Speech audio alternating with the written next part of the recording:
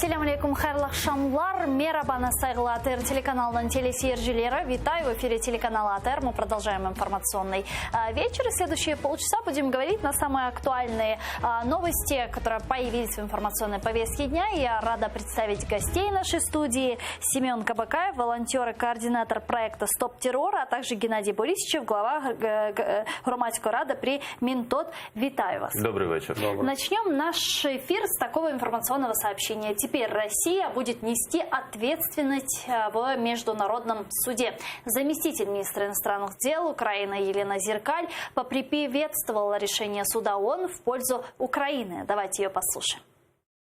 Це перемога не тільки українців, це перемога не тільки верховенства права, це перемога здорового глузду, який доводить, що всі країни, незалежно від їх розміру, їх ролі у Раді безпеки, мають відповідати за порушення міжнародного права. Росія вперше буде відповідати за порушення міжнародного права і за порушення прав людини. Це вперше в історії, коли вони будуть за це відповідати. Яким чином? Вони будуть відповідати в суді по всім фактам і по всім нашим звинуваченням, які представлені в українському меморандумі, включаючи MH17. Впервые в истории они будут отвечать, заявила Елена Зеркаль. И действительно, Гаагский суд отклонил все возражения и претензии Российской Федерации. Как вы восприняли эту новость? Ну, безумовно, це позитивна новина. Питання в тому, які буде результати, через який термін по часу. І, мабуть, мені не все теж там подобалось, коли була подача, тому що на моє глибоке переконання подавати справу, меморандум з доказами тероризму, який був присутній на окупованих частинах, і, в принципі, той самий MH17 подавати як акт терору і звинувачувати Росію в тому, що це є тероризм, це є, на мою точку зору, не дуже виграшна позиція з боку України. Я це казав протягом минулих 4 років. Це краще було подавати як воєнний злочин і злочин проти людяності, що не ставило під сумнів саме російську агресію і прийняття того, що Росія приймає в цьому ключову роль. Тут ми більше схиляємось на те, що є тероризм. Якщо ми виграємо цю справу саме з фактами тероризму, це, мабуть, буде щось неймовірне, тому що за великим рахунком державу, яка постачає туди техніку, озброєння, живу силу, найманців, кадрових військових, це буде і фінансування тероризму, і розпалювання тероризму. Я в це не вірю, але це буде диво якесь, якщо ми виграємо. Тому я і кажу, що краще було подавати так, але подивимося, як це буде розглядатись і з якою інтенсивністю і швидкістю. Ваша позиция? Я во многом согласен со своим коллегой. Действительно, все страны мировые должны отвечать по международному праву, если его нарушают. Также аннексия Крыма и так далее.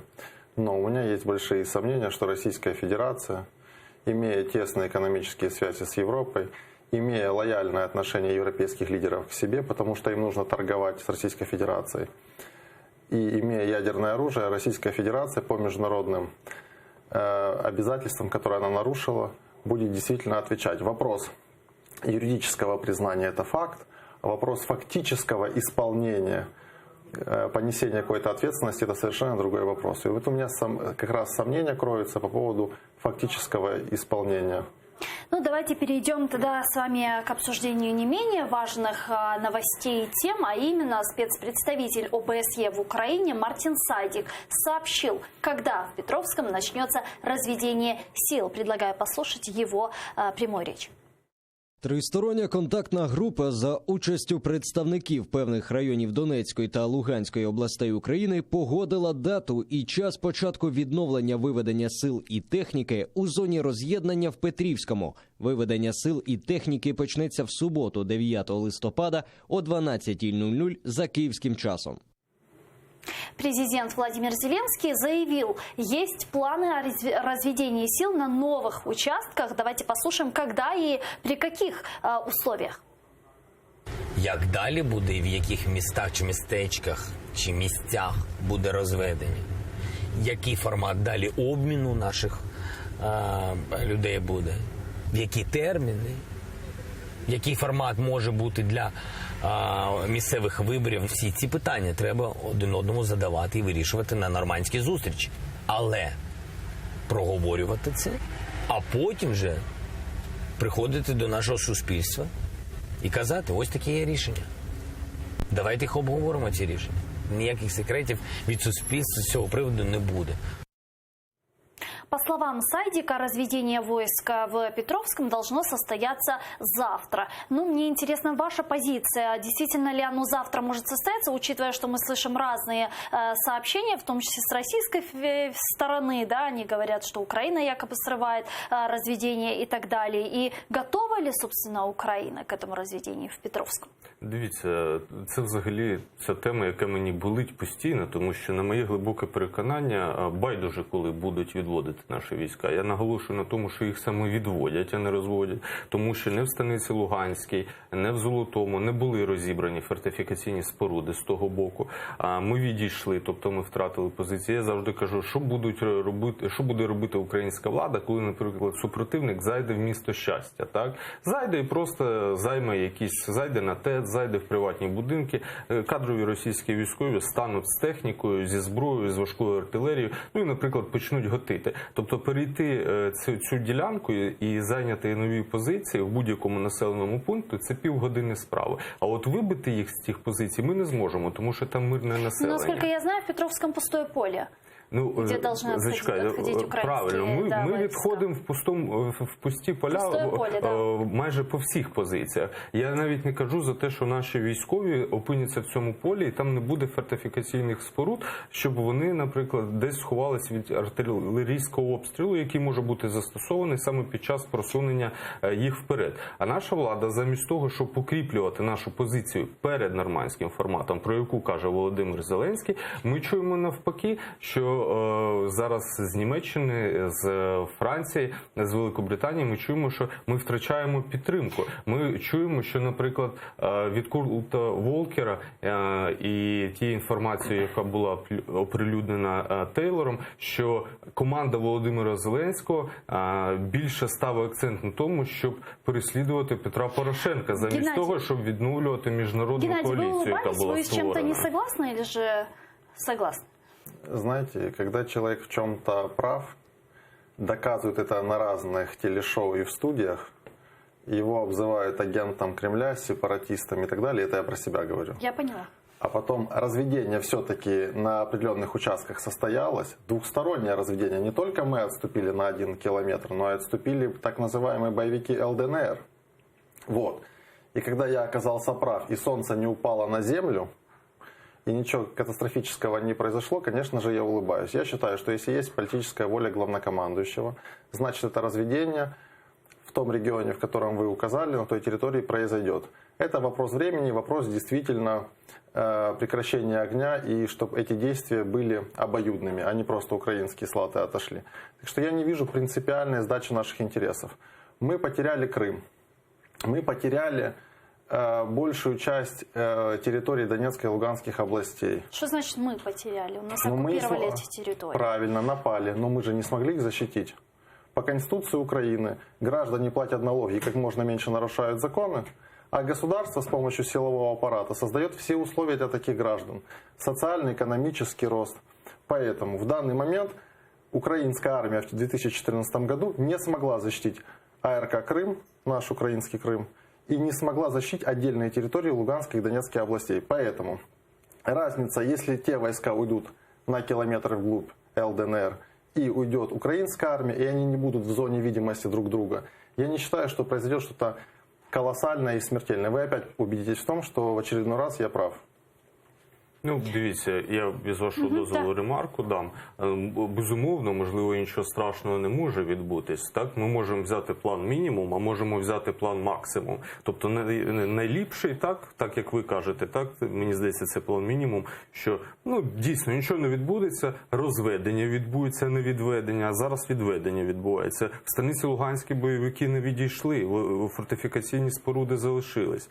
В Золотому депутат Росії приїхав і ходив по Золотому тому, Журавльов. як в себе дома, вибачте, це як називається? Це називається так, що вони вже контролюють цю територію. Я нагадаю, що сьогодні Пушилін заявив, що якщо, наприклад, завтра в Петрівському відбудеться розведення, ну давайте умовно скажемо розведення, і туди зайде Нацполіція або Нацгвардія, ну тобто правоохоронні структури України, то вони в свою чергу будуть туди заводити МГБ, свою республіканську гвардію, яка у них там залишилась, і ще щось. Ну тобто до чого це провокується? До нового вітка ескалації. Що вони в свою чергу натякають? Тобто це ж не вони просто Пушилін як людина, там як керівник окупаційної адміністрації. Це каже Путін устами Пушиліна. Він каже: любі друзі, або ви повністю звільняєте цю територію і буде так, як я кажу, або ми зараз знову починаємо обстріли. А потім ми бачимо, що починаються знову обстріли. Згідно домовленості, тиждень повинна бути тиша на цих територіях, щоб відбулося розведення.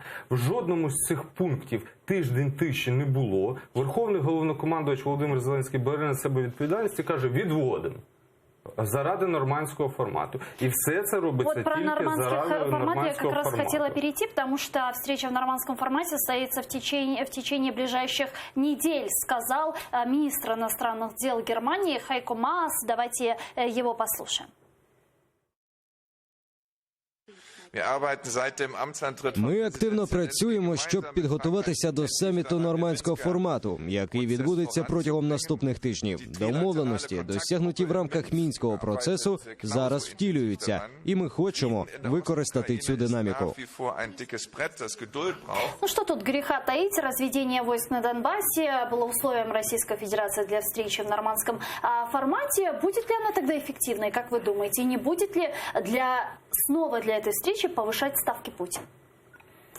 Я думаю, если стороны договорились об условиях проведения встречи в нормандском формате, значит, уже на переправе коней никто менять не будет, как в простонародье говорят, и встреча все-таки состоится. Вопрос, когда она состоится. Мы знаем, что встреча эта постоянно переносится. Встреча действительно достаточно на высоком уровне, и как только она состоится, вот тогда, я считаю, начнутся пиковые моменты недовольства внутри Украины, отдельных праворадикальных групп. И тогда действительно, я думаю, начнется серьезный переговор. Кого вы имеете в виду? Праворадикальные? Ну, для меня праворадикальные люди все те, которых я приравниваю к фашистам, вот, которые, когда человек не согласен с их мнением, ломают им носы, бьют их, плюют им в лицо, вот, и пытаются дальше физически угрожать за их мнение. Вот, например, я не хочу просто некоторые политические партии рекламировать и отдельных личностей. Поэтому такие вспышки в Украине 100% будут.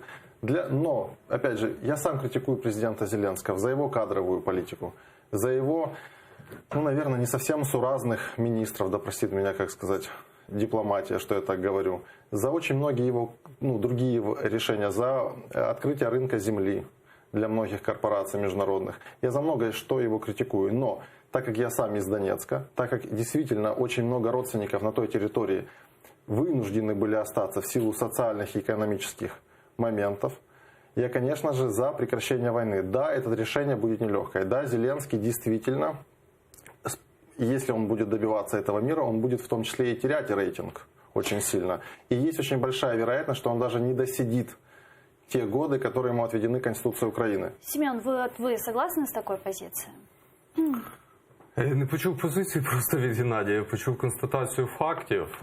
Позиція – це коли ти береш на себе відповідальність і кажеш, що потрібно робити так.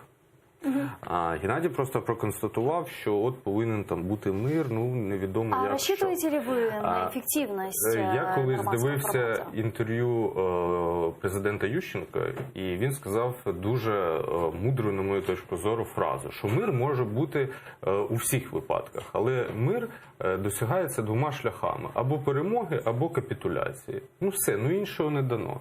І якщо Володимир Зеленський візьме на себе тягар капітулювати нашою державою перед Російською Федерацією, саме в військовій і гуманітарній складовій. Тому що економічно я вже бачу, що ми капітулювали, тому що за рахунок пана Героса, якому нещодавно пан Ляшко натовп пику, так, ми вже почали закуповувати електроенергію і співробітництво економічно почало відновлюватися. Але якщо Верховний головнокомандувач Володимир Зеленський візьме на себе відповідальність В нормандському форматі, який нас очікує, так, майбутнє якесь там, 2 тижні, 3 тижні, я не знаю. Якщо саме там буде прийнято це рішення за рахунок там, не знаю, яких причин, то я не думаю, що Володимир Зеленський протримається більше, ніж Віктор Янукович в такому варіанті розкладі. І я ще раз зазначаю, що замість того, щоб взяти на себе сміливість і дотиснути наших міжнародних партнерів Великобританію, яка є гарантом Будапештського меморандуму, Сполучені Штати, Францію і Німеччину, які теж є гарантами, і які повинні нам допомагати і в економічній, і в військовій, і в гуманітарній сфері. Замість того, щоб дотиснути, і щоб всі разом сіли і дотисли Путіна, щоб він вивів війська з Луганської області, з Донецької області, щоб він пообіцяв вийти з Криму, і щоб ми забрали цю територію. Замість цього ми чуємо пана Єрмака, який є сірим кардиналом в адміністрації президента, який каже, що ми будемо переслідувати Порошенка. Геннадій. Я не чую стратегії, яка буде представлена на нормандській зустрічі. А є це дуже важливо, тому що влада в цьому питанні повинна бути прозорою. Якщо влада не прозора, туди буде їхати Азов і волонтери, так як вони їхали в Золоте, будуть проходити акції. Зараз у нас виходить 10-20 тисяч на акції, а будуть виходити 100-200 тисяч і мільйони людей вийде, якщо Володимир Зеленський не покаже цей план. Во-первых, никакие миллионы людей уже не выйдут, это раз. Это если выйдут 1 миллион людей, выйдет и 2 миллион людей, или 3 миллиона людей, которые за мир. Вопрос, це як антимайдан для Януковича. Можно я скажу, не про антимайдан вообще речь. Не нужно исторические события мешать с современной реальностью. Так вот, проблема тех людей, которые поддерживают мир, их самая большая проблема, маленькая, активизация на улице. То есть у них отсутствует политический опыт. Если найдутся люди, которые их сплотят и начнут выводить на улицу, то есть очень-очень большая вероятность настоящих гражданских столкновений. И это вопрос не антимайдана. Это я всегда говорил, писал и буду говорить и писать. Теперь по поводу капитуляции. Нет никакой капитуляции. Петр Алексеевич Порошенко, экс-президент Украины, 100 раз на всех пресс-конференциях постоянно заявлял, решения военного пути решения конфликта на Донбассе не существует, только дипломатический процесс.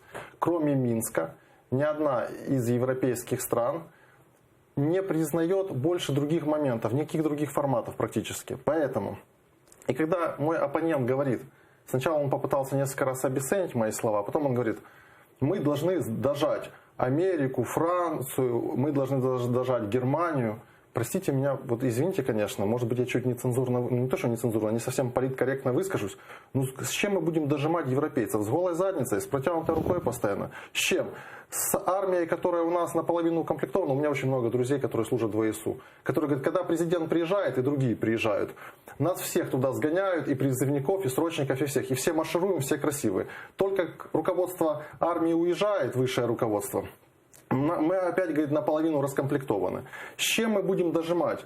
Мы полностью капитулировали экономически, социально. Наши люди, одни собирают клубнику, другие выносят утки в Италии из пожилых людей. И деньги, которые там приходят, там 2-1,5 миллиарда в Украину, это деньги для нас, да, это помощь для экономики все-таки Украины, но это унизительные деньги. Вместо того, чтобы действительно строить, создавать продукцию с высокой добавочной стоимостью, мы гордимся, что мы стали одними из лидеров и становимся аграрными лидерами. Ребят, да простите, у нас было танкостроение, автобусостроение, машиностроение, самолеты, космические корабли, двигателя строили. А сейчас мы говорим, что мы должны додавить. С чем мы будем додавливать? Голой задницей? Так не бывает просто.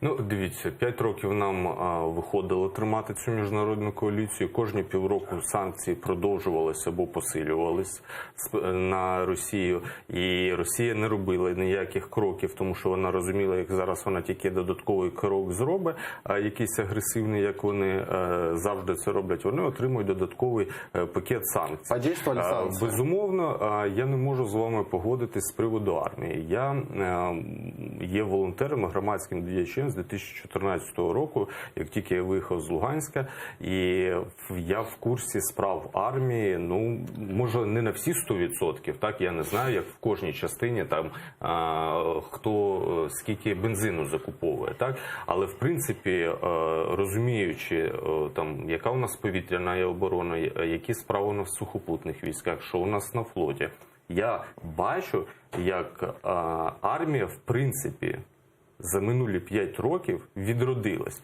як створились нові частини, як будуються гуртожитки. Я бачу, що розвідка, яка раніше була знищена, вона почала працювати. Я саме розвідкою займався ще 2014 року. І не можна казати, що у нас там в армії, послухайте, в армії самий звіздець, вибачте, був за часів якраз Януковича. Знаєте, коли стільки скоротили. В армії був звіздець, коли за часів Гриценка армію розпродавали і розкрадали. От тоді був звіздець. А за ці 5 років у нас армія виросла. У нас повага зараз у громадян, згідно всіх соціологічних опитувань, до армійців, церкви і волонтерів більше 70%. Тогда армия не проголосовала за Порошенка. Если армия за Порошенка, при Порошенко стало лучше. Тут не питання Порошенка. Я вам так кажу, нет, армия на выборах дала оценку. Ну, послухайте. И проголосовала за Зеленского. До чого тут То есть армию одели, обули, армию сделали сильной, а армия, получается, не проголосовала за Порошенка. Как-то странно, да, получается? Ну, послухайте,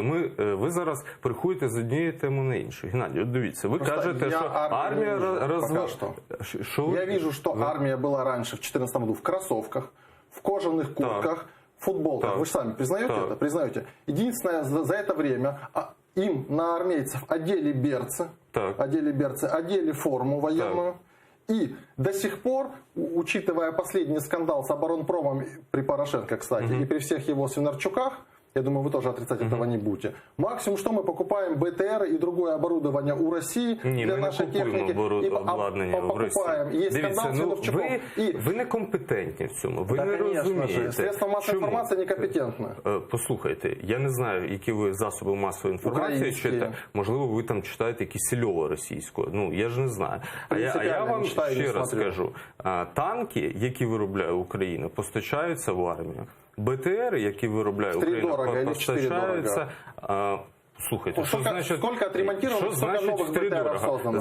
Звідки ви знаєте себестоїмость БТР, наприклад, і чому він продається в 3 рази дорого? Схемы, других программ расследования. Ну, ви некомпетентні в цьому, я вам ще раз повторюю. Вы обесцениваете мои слова, а я вам говорю, я не хочу нічого обесценювати, якщо ви некомпетентні. Якщо ви в армії нічого не розумієте. Скільки частин ви взагалі за ці 5 років от були, от в Збройних силах, по всій Україні? Вы в космос летали. Все, я зрозумів.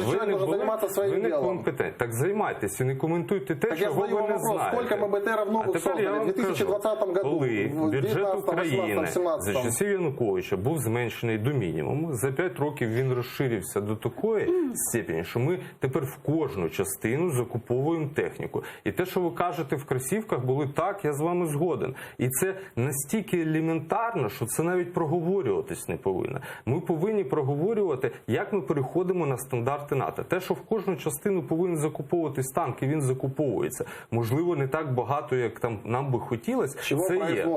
Наприклад, то ми повинні обговорювати, як збираються, яку доктрину приймати. Послухайте, извините, ви не розумієте просто, про що ви навіть говорите. Ви некомпетентні в цьому. Я видел парады, которые проводил Порошенко. Там техника 20 века вся. Так. Ну, и как вы і половина країн Європи їздить на саме такій техніці. І що далі? Ви відповідаєте за нашу Арабські Емірати так само продають з України саме таку техніку. Просто в Індію продають ту саму техніку. Мы не про стандарты НАТО, мы не про технику сейчас говорим. Я все-таки хочу вернуть вас к предмету нашей дискуссии, к разведению войск и к теме возвращения оккупированных территорий, потому что новый формат предложили в фракции «Голос». Есть вариант, о котором не говорят вслух, но он обсуждается время от времени. Так сказал глава фракции «Голос» Сергей Рахманин. Давайте его послушаем. Його не озвучують або з сорому, або зі страху. Він називається замороження конфлікту. Що це означає з точки зору стратегії? Що це означає з точки зору тактики? Це означає одну просту річ. Ми називаємо речі своїми іменами. Ми зараз не маємо можливості розв'язати це питання військовим шляхом, я пояснив чому. Ми зараз не маємо можливості розв'язати це питання дипломатичним шляхом, я пояснив чому. Ми можемо зупинитися для того, щоб зібратися з думками. І головне, ми для того, щоб повернути людей, я б дуже довго міг би говорити, на превеликий жаль, Нестор Іванович своєю промовою забрав у мене цей час. Спасибі. Що Ми найменше, що маємо зупиняємося, пане забрати, ми маємо повернути людей. Має бути державна програма повернення людей, які готові повернутися в Україну. Дякую. Заморозить конфликт, подождать, собраться с мыслями, вернуть людей на территорию Украины. Как это? Вот как вам такой вариант от Сергея Рахманина? Ну, дивіться, по-перше, я дуже поважаю Сергія як професійного журналіста, але мені здається, чи то у нього дійсно Шуфрич вкрав час і він не зміг розгорнути свою думку дати, або якщо він це остаточний варіант, в який він розгорнув цю думку і каже, там, що треба відрізати, там, і заморозити і так далі, то мені здається, це хибна логіка і хибна практика так робити. Чому? Взагалі треба зрозуміти, чому Донецьк, Луганськ, Крим дуже, на мою думку, дуже легко був окупований Російською Федерацією. Тому що протягом 30 років там проводилась гуманітарна агресія, коли викривляли історію, знищували мову, впливали через конфесійну складову, була інформаційна війна через засоби масової інформації і так далі, і так далі. Це все є частина гуманітарної агресії. Начальник Генерального штабу Російської Федерації Герасимов і інші військово-політичне керівництво Росії давно вже все занотувало в своїх протоколах, учебниках і доктринах. І всі вони стверджують, що в тих умовах, в яких зараз знаходиться світ, вплив в війнах на 80% є гуманітарним. Тобто якою силою, soft power, про яку часто говорить Путін. І тільки 20% це є військова складова з танками. У нас очень мало времени, я хочу, чтобы успели все высказаться. 10 секунд буквально. І якщо ми не будемо гуманітарним шляхом, оцією м'якою силою назад повертати ці території, Донецьк, Луганськ і Крим, і працювати заради них і на них, а будемо просто там щось думати, отморожувати, відрізати, то це ні до чого не призводить. Геннадий, вам импонирует такой формат, предложенный Рахманиным? Смотрите, мне вообще не импонирует такой формат в плане заморозки конфликта. Мне не импонирует партия «Голос» с их невнятным лидером Вакарчуком, который постоянно, не хочу переходить на личности, как-то он неспокойно себя ведет. Поэтому он постоянно дергается, он как-то заикается, глаза бегают. Я считаю, что лидер должен немножко по-другому себя вести. Так вот, и я также считаю, что главное, что у нас в государстве есть, это человеческий ресурс. Когда кто-то говорит про заморозку конфликта, я предлагаю всех те, кто выступает за эту заморозку, собрать всех целиком и отправить туда, в Донецк. Обеспечить им как-то там безопасность, и пусть они, находясь в Донецке, там дальше думают, как размораживать этот конфликт. А то, сидя в Украине, в теплых кабинетах, в кожаных креслах, где снаряды на голову не падают, где там нету никакой, где в Киеве нет никакой оккупационной власти, где человек, в прямом смысле слова, живет в относительно правовой системе. Конечно, они будут говорить о заморозке. Это популистические слова. Тот человек, который не терял жизнь родных и близких, тот человек, который не терял там имущество, тот человек, который там не терял социальный уклад, ему легко говорить о заморозке. Сложнее говорить о заморозке те, кто это все потерял. Поэтому для меня люди, которые выступают за замораживание конфликта, являются государственными преступниками, которые подыгрывают в том числе Российской Федерации. Придет время, когда Российская Федерация на международной арене подтвердит всем, что Украине эти территории не нужны, и признает эти республики, так называемые ЛДНР, а вслед за ними могут их признать и другие европейские государства, если Украина не захочет их интегрировать в состав Украины, чтобы украинская юрисдикция распространялась на эти территории. Спасибо. Поэтому финал может быть очень печальным. Спасибо, Геннадий Борисович, голова громадської ради при Мінтот, а також Семенка Бакай, волонтер и координатор проекту «Стоп террор». Дуже дякуємо вас. Дякую. А мы вынуждены завершать этот блок. Подписывайтесь на наш YouTube-канал, там мы выкладываем самые интересные фрагменты из наших эфиров. А далее эфир телеканала АТР продолжает программа Prime Ference. Не пропустите. Коршкинч.